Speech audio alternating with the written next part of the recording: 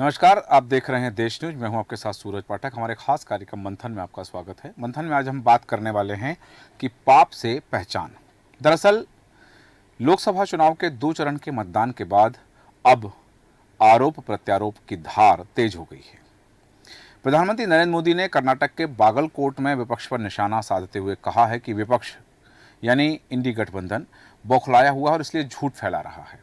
उन्होंने कहा कि संविधान को बदलने की जो बात है, तो आज यदि बाबा साहब आम्बेडकर भी चाहें तो आरक्षण खत्म नहीं कर सकते हैं। मोदी की बात तो बहुत दूर की है। प्रधानमंत्री नरेंद्र मोदी ने कहा कि कांग्रेस ने कर्नाटक को अपनी लूट का एटीएम बना रखा है और इतने कम समय में कांग्रेस ने कर्नाटक का सरकारी खजाना खाली कर दिया है। पीएम ने कहा कि आज ये लोग एक झटके में गरीबी हटाने का दावा करते हैं, लेकिन 60 साल इनकी सरकार रही। कई पीढ़ियां इनके काम की गवाह हैं कि वंचित वर्ग के लिए इनकी मानसिकता क्या रही है। उनके दुख, उनकी तकलीफ से कांग्रेस और उनके साथियों का कोई वास्ता नहीं था। प्रधानमंत्री नरेंद्र मोदी ने कहा कि कांग्रेस ने कर्नाटक को जिस तरह से लूटा है कि इतने कम समय में वहां का सरकारी खजाना खाली कर दिया है। इस तरह की बातें अब चुनाव में एक दूसरे पर आरोप प्रत्यारोप करते हुए, वार पलटवार करते हुए जो देखा जा रहा है कि धार तीखी होती जा रही है। क्योंकि जहां प्रधानमंत्री नरेंद्र मोदी ने इस तरह की बातें कही, उन्होंने ये भी कहा है कि कर्नाटक में कांग्रेस सरकार नहीं वसूली गैंग चला रही है, कि वसूल करना है और कांग्रेस के नेताओं को अपनी तिजोरी भरना है और वोट बैंक की राजनीति करना है। तुष्टीकरण के लिए कांग्रेस किसी भी हद तक जा सकती है और कर्नाटक में कट्टरपंथी ताकतें बेलगाम हुई। इस तरह से उन्होंने कई तरह की बातें कही हैं। उन्होंने ये भी कहा है कि करोड़ों लोगों की बदहाली के जीवन जीने के लिए मजबूर किया था कांग्रेस ने। उन्होंने ये कहा है कि जिसे कांग्रेस आखिरी गांव समझती थी और जहां विकास नहीं पहुंचाती थी, भारतीय जनता पार्टी की सरकार ने, 10 साल की सरकार ने उस आखिरी गांव को पहले गांव के रूप में पहचान दी है। प्रधानमंत्री नरेंद्र मोदी ने जिस तरह की ये नई बहस को जन्म दिया है, नई बहस छिड़ी है और उन्होंने कहा है कि कांग्रेस की पहचान कांग्रेस के पापों से है। कांग्रेस ने जितने पाप किए हैं, इसलिए उनकी पहचान उनके पापों से है। अब नई बहस, नए शब्द, नए तरह का पलटवार। सियासी गलियारों में इसको लेकर बेहद चर्चाएं हैं और इन चर्चाओं में क्या खास है, क्या आम है, इसी विषय पर हम चर्चा करेंगे। और चर्चा में खास मेहमान हमारे साथ हैं, आपका परिचय कराते हैं। हमारे साथ हैं कांग्रेस प्रवक्ता यामिन कादरी जी। यामिन कादरी जी, बहुत स्वागत है आपका देश न्यूज में। हमारे साथ हैं आम आदमी पार्टी के प्रवक्ता प्रखर श्रीवास्तव जी। प्रखर श्रीवास्तव जी, आपका स्वागत करते हैं। और राजनीतिक विश्लेषक डॉक्टर सत्येंद्र त्रिपाठी जी हमारे साथ हैं। डॉक्टर सत्येंद्र त्रिपाठी जी, आपका भी स्वागत करते हैं। और सबसे पहले यामिन कादरी जी, आपके पास आना चाहूँगा। प्रधानमंत्री नरेंद्र मोदी ने कहा कि कांग्रेस की पहचान कांग्रेस के पापों से है। कांग्रेस ने जितने पाप किए हैं, इसलिए कांग्रेस की इस रूप में पहचान बनी है। कांग्रेस की ओर से अभी तक उनके इस वक्तव्य पर कोई पलटवार नहीं आया है। देखिए, हमारे प्रधानमंत्री जी ने कहा कि कांग्रेस की पहचान उनके पापों से है जी। मुझे तो हंसी आती है कि दुनिया के सबसे बड़े गणराज्य के प्रधानमंत्री और इतना हल्का शब्द कह रहे हैं कि कांग्रेस की पहचान उसके पापों से है। कांग्रेस की पहचान तो देखिए, हमारे पूर्व प्रधानमंत्री अटल बिहारी वाजपेयी जी, एक समय आया कि वो लोकसभा चुनाव हार गए और इंदिरा जी ने देखा कि संसद के अंदर के विपक्ष की आवाज को बुलंद करने वाले अटल बिहारी वाजपेयी जी नजर नहीं आ रहे हैं, तो उन्होंने अपने सांसद से ग्वालियर में इस्तीफा दिलवा दिया और चुनवा करके अटल बिहारी वाजपेयी जी को संसद में लाया गया कि अब लग रहा है कि विपक्ष मेरे सामने है। कांग्रेस की पहचान ऐसे कार्य करने से है। कांग्रेस की पहचान ऐसे कार्य करने से है कि पाकिस्तान के युद्ध में उन्होंने पाकिस्तान के 2 टुकड़े कर दिए कि भारत की तरफ आंख उठाने वाले का आश्रय मैं ये करूंगी। वो आयरन लेडी इंदिरा गांधी थी कि बांग्लादेश बना करके पाकिस्तान को मुंहतोड़ जवाब दिया। कांग्रेस की पहचान अमेरिका के व्हाइट हाउस से इंदिरा गांधी को आयरन लेडी का दर्जा देने से है। माननीय प्रधानमंत्री मोदी जी के कहने से वो कांग्रेस की पहचान पाप से नहीं होगी। कांग्रेस की पहचान विश्व शांति के प्रतीक राजीव गांधी का दर्जा देने से हुई। कांग्रेस की पहचान आज स्वास्थ्य विभाग में जाइए, हम्म, कितने आईआईटी, कितने एम्स बनवा दिए हैं इन बीजेपी वालों ने कि हर मोहल्ले के अंदर एम्स मौजूद है। 10 साल केवल इन्होंने 60 साल में 60 महीने मांगे थे, लेकिन आज कितने एम्स बन के तैयार हो गए ये बताएं। अगर इनको चुनाव लड़ना था, 2024 का चुनाव जीतना था, तो इनको बात करनी थी कि हमने इतने आईआईटी, एम्स, इतने विद्यालय, इतने केंद्रीय विद्यालय, इतने लोगों को नौकरी दी, इतनी महंगाई को हम निचले स्तर पर लाए और भारत के रुपए को हमने बढ़ावा दिलाया, तब मैं मानता कि प्रधानमंत्री जी मुद्दों पर चुनाव लड़ रहे हैं। चलिए ठीक है। अगर इस तरह से ये कहें कि भारत का नाम भारत ही नहीं है, ये भी कह सकते हैं कभी कि इंडिया है भारत का नाम, तो उसका जवाब पढ़ा लिखा बुद्धिजीवी वर्ग नहीं देगा। वो यही कहेगा नहीं, वो तो हिंदुस्तान भारत कहते हैं, जिंदाबाद। वो तो भारत कहते हैं कि भारत नाम है, ये इंडिया कह नाम नहीं सकते है। हैं कभी, हाँ ये कभी कह सकते हैं कि इंडिया है, कभी कह सकते हैं हिंदुस्तान है। हाँ। जिस आरक्षण की बात करते हैं, संसद के अंदर जो वीडियो चल रही है, सभी टीवी दिखा रही हैं। नहीं, वो तो क्या फेक वीडियो, वो तो प्रधानमंत्री जी उन्होंने तो अपना- कह दिया कि वो फेक वीडियो है। खुद पीएम ने कह दिया कि ये लोग संसद के अंदर फेक वीडियो है जिसमें सीतारमण जी दिख रही हैं। वो संसद की फेक वीडियो और आप सत्ता के अंदर बैठे हुए हैं और ऐसी फेक वीडियो बनवा दी। आप किसी बात पर तो टिकिए। हाँ। जब पहले चरण के मतदान में आपने जमीन खिसकती देख। चलिए यामिन कादरी जी वापस आता हूँ आपके पास। प्रखर श्रीवास्तव जी आपके पास आना चाहूंगा। वापस आता हूँ यामिन जी आपके पास। प्रखर श्रीवास्तव जी, बात हो रही है देश के चुनाव की। 2 चरण का मतदान हुआ और दोनों चरण में भारतीय जनता पार्टी के द्वारा अलग अलग मुद्दे परोसे गए। तीसरे चरण के मतदान से पहले अब उन मुद्दों को हवा देना बंद करके नए तरह के मुद्दों को हवा दी जा रही है। एक तरफ जहां अमित शाह कह रहे हैं कि यदि विपक्ष की सरकार धोखे से और गलती से बन जाती है, जनता आशीर्वाद दे देती है, क्योंकि उन्होंने जो कहा है मधुबनी में कि यदि गलती से आपने इनकी सरकार बनवा दी तो 1-1 साल के प्रधानमंत्री होंगे। और दूसरी तरफ ये बात कही जा रही है कि कांग्रेस जो है वो अपने पापों से पहचानी जाती है।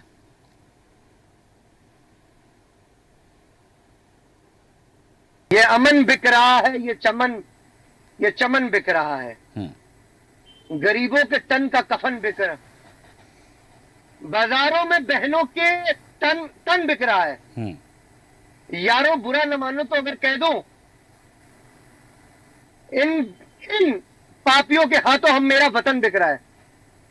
किन पापियों? सूरज जी आपको नमस्कार, आपके सभी दर्शकों को नमस्कार। किन पापियों की बात कर रहे हैं आप?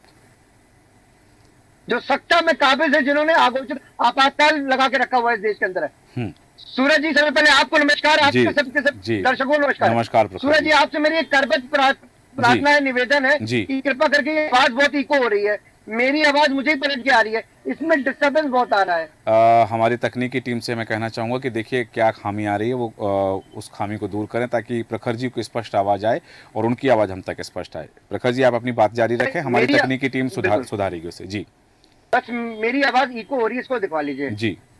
तो मैं ये बता रहा था कि आपको सूरज जी कि सूरज जी प्लीज इसको ठीक करवा लीजिए। जी मुझे कोई आवाज नहीं आ रही है। जी हमारी तकनीकी टीम से पुनः आग्रह करूंगा कि एक बार प्रखर जी की जो तकनीकी समस्या है उसे दूर करें, तब मैं वापस आऊंगा। जब तक आपकी तकनीकी खामी दूर हो जाए, डॉक्टर सत्येंद्र त्रिपाठी जी आप तक आना चाहूंगा कि सत्येंद्र त्रिपाठी जी जो बात हो रही है यहाँ आरोप प्रत्यारोप की, वार पलटवार की, कि वो कर्नाटक में जाते हैं तो कहते हैं कि कांग्रेस ने कर्नाटक का खजाना खाली कर दिया है और यहाँ सरकार नहीं, कांग्रेस जो है सरकार नहीं चला रही, यहाँ वसूली गैंग चला रही है, इस तरह की बातें। अभी एक बात जो यामिन कादरी जी ने जो बात कही कि देश का प्रधानमंत्री इस तरह की शब्द शैली का प्रयोग कर रहा है, इस पर आपकी टिप्पणी चाहता हूं। जी सूरज जी, आपका बहुत बहुत धन्यवाद जी, आपने अवसर दिया। बात आज की नहीं है, 26 नवंबर 2021 को प्रधानमंत्री जी ने एक वक्तव्य ट्विटर पे डाला था, कांग्रेस के कुछ पापों का उन्होंने उदाहरण दिया था जी। उनका यह मानना है, उन्होंने राजेंद्र बाबू की कुछ विषय पर उन्होंने लिखा था कि राजेंद्र बाबू ने उस पर क्या लिखा है कि कोई भी संविधान चाहे वो कितना भी सुंदर हो, सुव्यवस्थित और सुदृढ़ क्यों न बनाया गया हो, यदि उसे चलाने वाले देश के सच्चे, निष्क्रिय और निस्वार्थ सेवक न हो तो संविधान कुछ नहीं कर सकता। ये डॉक्टर राजेंद्र प्रसाद की पथ प्रदर्शक की तरह है। उन्होंने कुछ कांग्रेसियों को उन्होंने उद्धृत किया है। सबसे पहले की इंदिरा एजेंसी लगाई, दूसरी बात, कांग्रेस ने संविधान में अनेकों बार छेड़छाड़ किया, उसमें बदलाव किया जी। फिर शाहबानो केस को लेकर के सुप्रीम कोर्ट में अपने तरीके से इन्होंने फैसला दिया। कांग्रेस ने बार बार राष्ट्रपति शासन 356 का दुरुपयोग, 50 बार तो श्रीमती इंदिरा जी के शासनकाल में लगा। और पीएम से ऊपर एक नेशनल एडवाइजरी कमेटी बनी जिसके चेयरमैन आप जानते ही हैं। जम्मू में 370 धारा लगी, वो सब ऐसे मुद्दे हैं जिसे कांग्रेस का वो मोदी जी के विचार में वो पाप है। ठीक है। और उसी को लेकर के वो इन मंचों पर इस के पापों के कारण भारत जो है का नुकसान हुआ है। नहीं तो अभी आमन जी ने तो बहुत सारी खामियों को दरकिनार करके खूबियां गिनाई हैं कि आयरन लेडी और जवाहरलाल नेहरू के काल में कि उन्होंने अपने सांसद का इस्तीफा दिला करके इससे कांग्रेस की पहचान होती है। यामिन कादरी जी ने बहुत सारी उपलब्धियां गिनाई। नहीं, जो सामूहिक रूप से लोगों को प्रभावित करता है जी, ये वो मुद्दे हैं। कांग्रेस अपने पार्टी के एजेंडे पे जो प्रभावित किया उसकी बात वो कर रहे हैं। जी ठीक है, वापस आता हूँ आपके पास में। प्रखर श्रीवास्तव जी, आप तक हमारी आवाज आ रही है? आवाज आपकी आ रही है? आपको मेरी आवाज आ रही है? हाँ आ रही है। आपको अब तो इको नहीं हो रहा है? थोड़ा सा इको हो रहा है। खैर कोई बात नहीं, मैं अपनी बात रख के ले रहा हूँ। जी आप अपनी बात जारी रखें निरंतर। सूरज जी देखिए, मैंने आपको पहले भी आपके मंच में बैठा हुआ हूँ और आज मैं फिर एक बार दोहराना चाह रहा हूँ। देखिए, इस देश के अंदर आघोषित आपातकाल लगा हुआ है। इस वक्त चौथी पांच जब प्रधान पदों पर बैठकर अगर सत्ता पे काबिज रहेंगे तो जाहिर सी बात है वो उनका इस प्रकार का व्यक्तित्व पेश होगा ही होगा। और मैं आपको बताना चाह रहा हूँ सूरज जी, मामला इस प्रकार का है। नरेंद्र मोदी जी की, आदरणीय प्रधानमंत्री श्री नरेंद्र मोदी जी की हताशा और निराशा किस तरीके से जाहिर हुई इनके पहले चुनाव के बाद। उनके जो बोल है वो उनकी हताशा और निराशा साफ साफ जाहिर कर रहे हैं।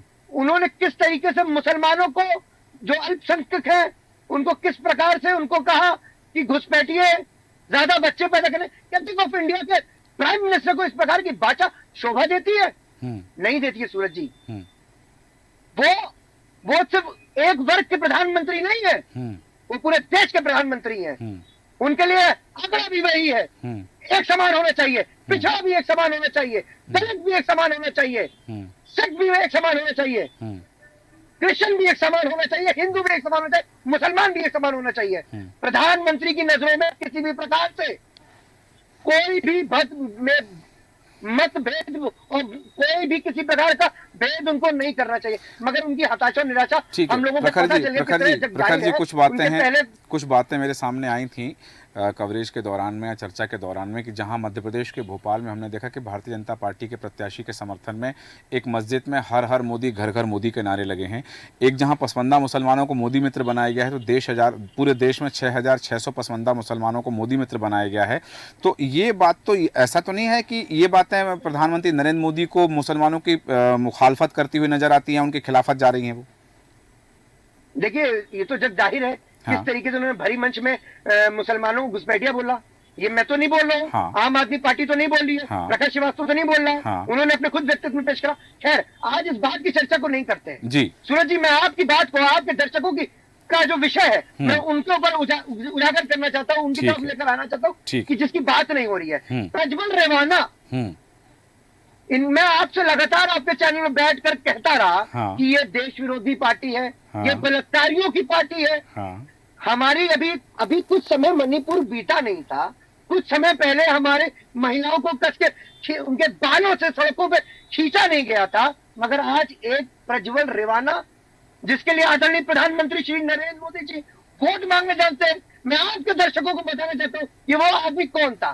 3,000 से ज्यादा पोर्नोग्राफी की वीडियो पाई गई। आपको सूरज जी मैं बताना, जो मुझे बताते वक्त पीड़ा महसूस हो रही है कि जिसमें से उन वीडियो में आधी से ज्यादा यंग थी, माइनर बच्चियां थी, जिसका उसने यौन शोषण करा।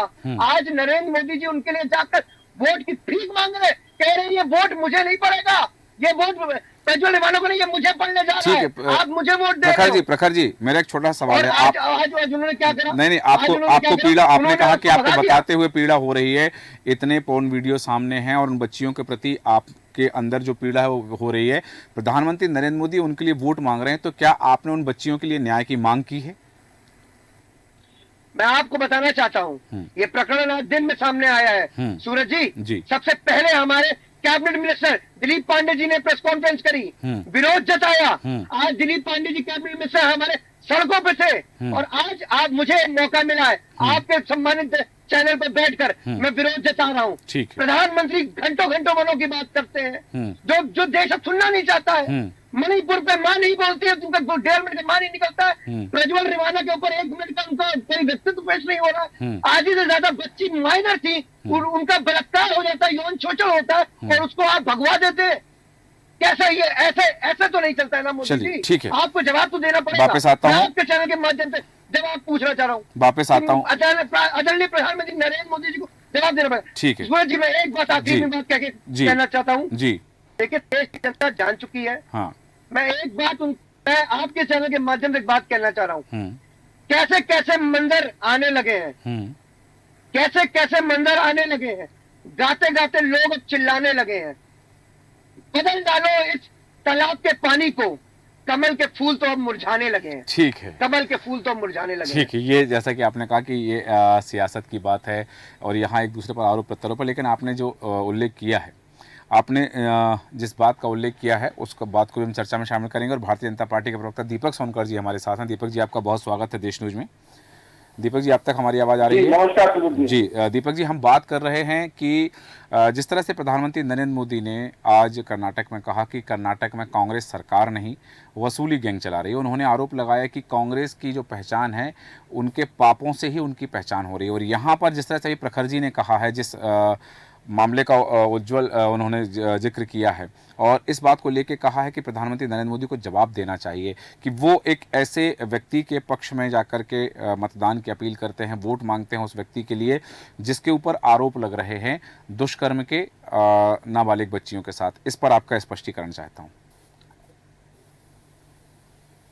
देखिए सूरज जी, पहले आपने जो बात कही कि कांग्रेस की पहचान उसके पाप से, निश्चित रूप में देश में जी और देश की जनता ने कांग्रेस के किए हुए पापों का जवाब लगातार 2014 में भी दिया, 2017 में भी दिया, 2019 में भी दिया, 2022 में भी दिया। और निश्चित तौर पर हमें विश्वास है देश के प्रधानमंत्री आदरणीय नरेंद्र मोदी जी ने इन 10 वर्षों के अंदर जो अंतिम पायदान पर खड़े हुए व्यक्ति को भी योजना से जोड़ा है, जो गरीब कल्याण की योजना गरीबों तक पहुंचने का कार्य किया है।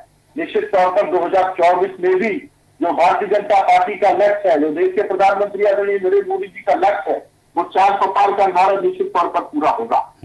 वही बात हमारे आदरणीय प्रखर भाई की बात कर रहे थे। प्रखर भाई बहुत प्रखर प्रवक्ता है, मगर उस प्रखरता में मैं ये पूछना चाहता हूँ कि राजस्थान में जब 4 साल की बच्चों बेटी की घटना करी जाती है तब इनको चिंता नहीं होती है, तो बड़ा दर्द नहीं होता है? जब राजस्थान के अंदर इनके मंत्री खुद सदन में खड़े होकर के चिल्लाते हैं कि महिलाओं के अपराध में और महिलाओं के साथ दुष्कर्म करने में राजस्थान हमारा नंबर 1 है। जब छत्तीसगढ़ के अंदर महिलाओं के साथ बदतमीजी की जाती है, जब पश्चिम बंगाल के अंदर पहले को बाहर निकाल के गति करके उनकी हत्या कर दी जाती है, तब इनको दर्द नहीं होता। अब आज मैं दर्द की बात बता रहा हूँ। देखिए, आज देश के अंदर उत्तर प्रदेश का जो वातावरण है सूरज जी, यही उत्तर प्रदेश था 2017 में पहले, जहां महिलाएं अपने आप को असुरक्षित महसूस करती थी, 6 बजे के बाद निकलने में संकोच करती थी। आज उत्तर प्रदेश के मुख्यमंत्री योगी आदित्यनाथ जी ने उत्तर प्रदेश की छवि को बदलने का काम किया है, माफियाओं की छवि को बदलने का काम किया है, अपराधी व्यक्ति की छवि को बदलने का काम किया है। और आज जो महिलाओं के अंदर, बहनों के अंदर विश्वास रखा है, उसमें विश्वास को करके आज महिला अपने आप को सुरक्षित महसूस करके कितने बजे भी, किसी भी तरह भी, कहीं भी, किसी स्थान पर जाने का काम करती है। और रही बात, देखिए, निश्चित तौर पर आज जनता का निर्णय क्या है? जनता का निर्णय है मूलभूत सुविधा कितने कितना देने का काम किया। ये जो कांग्रेस के पार्टी तो है, तो बड़े बड़े घोटाले किए गए, 2G घोटाला, 3G घोटाला, 4G घोटाला, बीजेपी का भी घोटाला, तो ये सारे घोटाले, इतने सारे पाप, और उनमें भी बहुत सारे नाम गिनाए। मैं अगर नाम गिनाने बैठूंगा तो प्रखर भाई आप नाम गिन नहीं पाओगे। कांग्रेस के परिवारवाद की जी प्रखर जी, आ रहा हूँ आपके पास। केवल परिवार के अंदर की लोगों की कहानी है। हाँ। आप देश की जनता उसका जवाब दे रही है। हाँ। देश की जनता ने 70 वर्षों तक आपको आशीर्वाद दिया, मगर आपने देश की जनता को क्या दिया? आप 7 वर्षों के अंदर देश के प्रधानमंत्री ठीक है दीपक जी, ने 5 करोड़ लोगों को आयुष्मान कार्ड से जोड़ने का काम किया। ठीक है जी प्रखर जी, आप ही के पास आ रहा हूं। 80 करोड़ लोगों को राशन से जोड़ने का काम किया। तो ये ठीक है दीपक जी, मूलभूत सुविधाएं अगर जनता को मिलेंगी जी, उस सुविधा के साथ जनता खड़ी है। चलिए जनता ठीक है, वापस आता हूँ आपके पास दीपक जी, वापस आता हूँ। प्रखर जी से आपने कुछ सवालों के जवाब मांगे, प्रखर जी उन जवाब देने के लिए तैयार हैं। जी प्रखर जी। सूरज जी, अभी मैं बहुत ध्यान पूर्वक भारतीय जनता पार्टी के प्रवक्ता को सुन रहा था, दीपक भाई को सुन रहा था जी, मगर उनकी बेशर्मी की प्रकाशना को देखते हुए मुझे ऐसा महसूस हुआ, मैं अपने आप को रोक नहीं पाया जी। जब भाजपा के प्रवक्ता आदरणीय दीपक सोनकर जी जब कुछ बोल रहे थे, तो जब ये भाषण दे रहे थे भ्रष्टाचारियों पर और कितने कर्मठ कार्यकर्ताओं पर, तो ऐसा महसूस हो रहा था कि डाकू गब्बर सिंह अहिंसा पे प्रवचन दे रहा हो। बुरा ना मानिएगा, बुरा ना मानिएगा, मैं आपसे एक बात बहुत विनम्रता पूर्वक बात कहना चाहता हूँ आपके चैनल के माध्यम से। जी। जब गलती असल मालूम है सूरज जी, गलती इनकी नहीं है। हाँ। ये बेचारे बहुत मेहनत से निष्ठावान तरीके से गली गली पर्चा बांटते, थूक लगा लगा कर कि ये फला आदमी भ्रष्टाचारी है, फला आदमी भ्रष्टाचारी है, फला आदमी भ्रष्टाचारी है। और होता क्या है सूरज जी, रात में वो जाकर अब इनके आका आदरणीय श्री प्रधानमंत्री श्री नरेंद्र मोदी जी के, आदरणीय गृह मंत्री अमित शाह जी के जाके गले मिल लेता है। नरेंद्र मोदी वॉशिंग पाउडर का इस्तेमाल कर लेता है, उसके सारे पाप धुल जाते हैं, सब खत्म हो जाता है।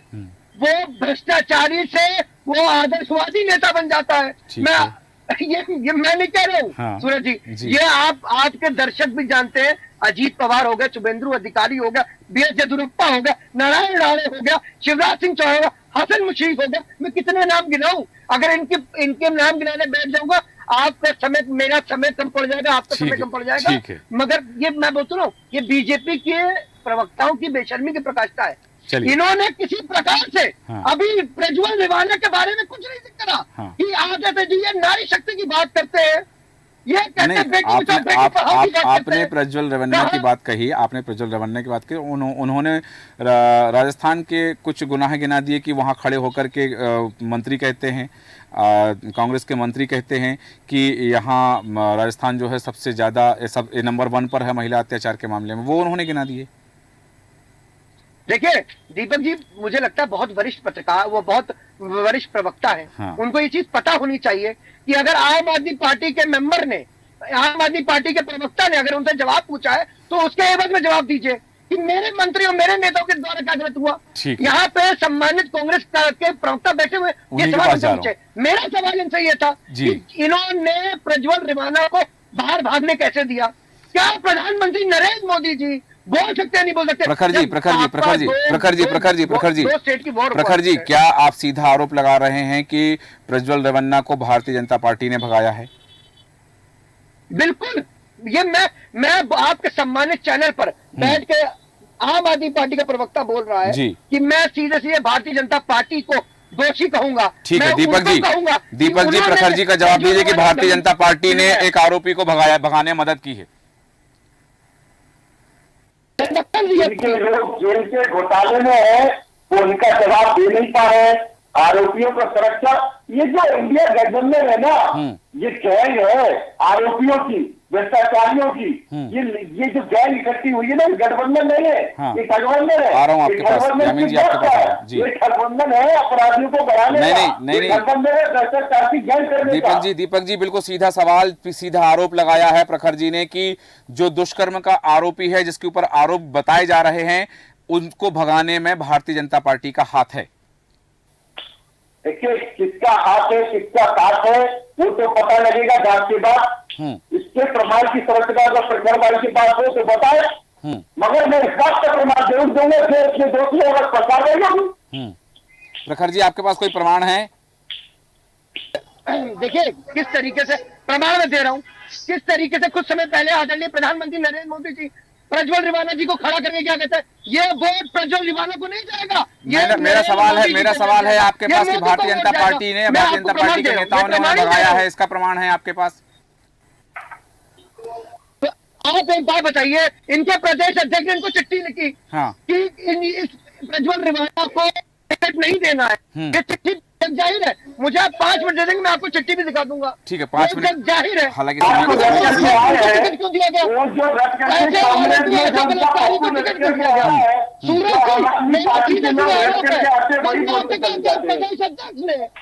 साफ बोला था कि ये एक प्रकार का व्यक्ति, ये रेपिस्ट है, ये सीरियल रेपिस्ट है।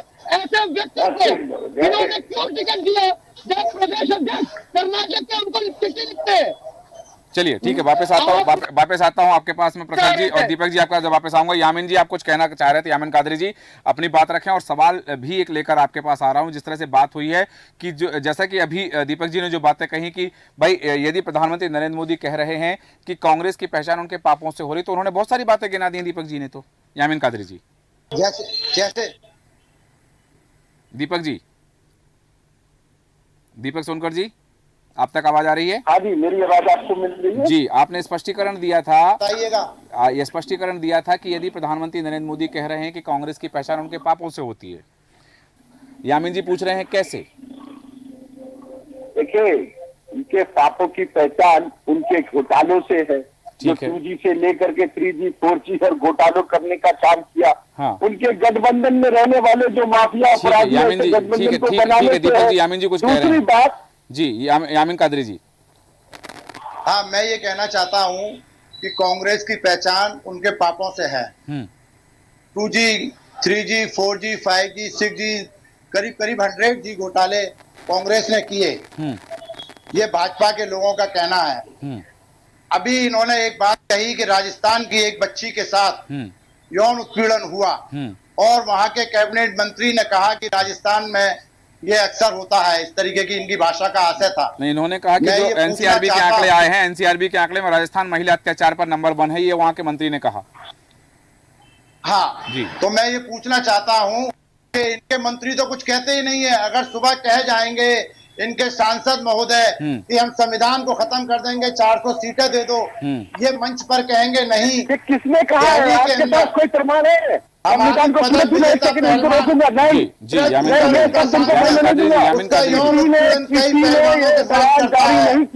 खिलाफ इनके पास संविधान को खत्म करने की बात नहीं की। तमाम नागरिक, देश की तमाम महिलाएं दिल्ली के अंदर रात और दिन पड़ी रही। इन्होंने पुलिस से लाठीचार्ज कराया, इनको शर्म नहीं आई महिलाओं की।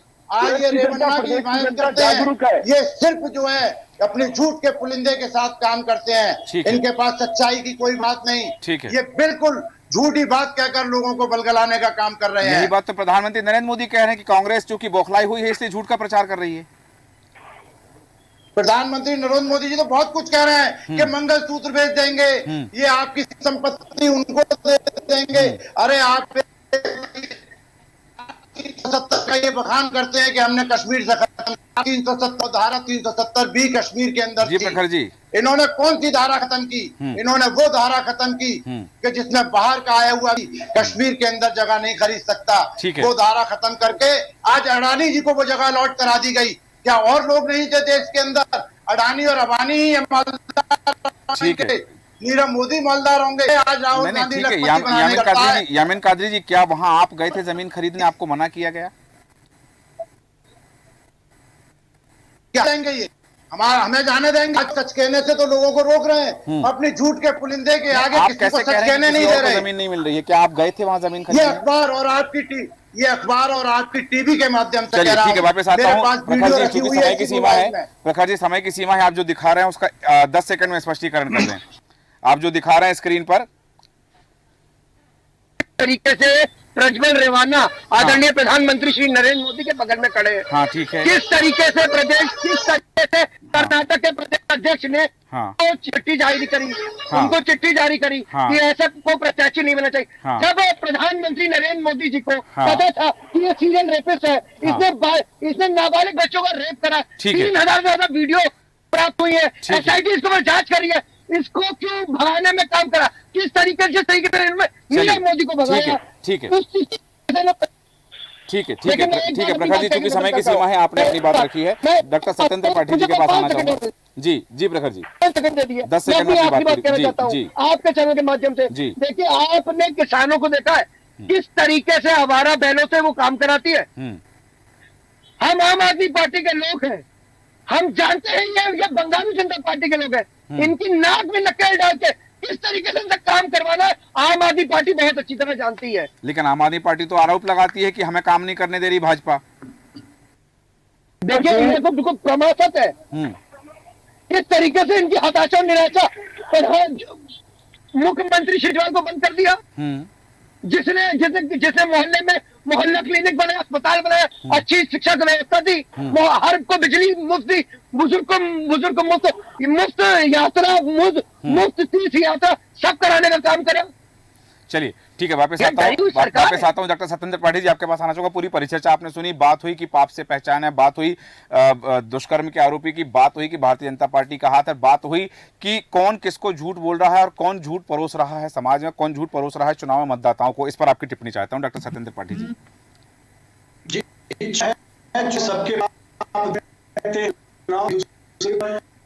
आप चलते और ये जब तक 4 जून तक रिजल्ट नहीं आ जाएंगे तब तक इस तरह से आरोप प्रत्यारोप चलते रहेंगे।